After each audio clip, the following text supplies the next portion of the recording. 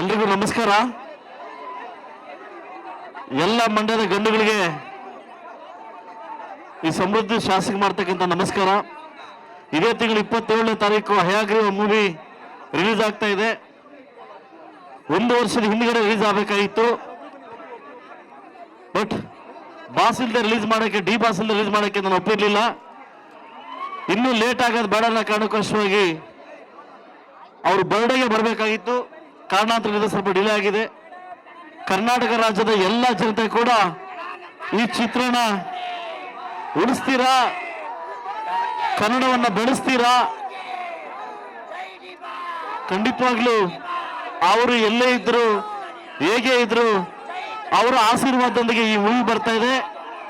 ಖಂಡಿತ ಫ್ಯಾನ್ಸ್ ಯಾವತ್ತು ಕುಗ್ಗಕ್ಕೆ ಹೋಗ್ಬೇಡಿ. ಯಾಕಂದ್ರೆ ನೀವು ಕುಗ್ಗಿದ್ರೆ ಅವರು ಕುಗ್ತಾರೆ, ನೀವು ಜೀವಂತವಾಗಿರೋ ತನಕ ಅವರು ಕೂಡ ಕುಗ್ಗಲ್ಲ.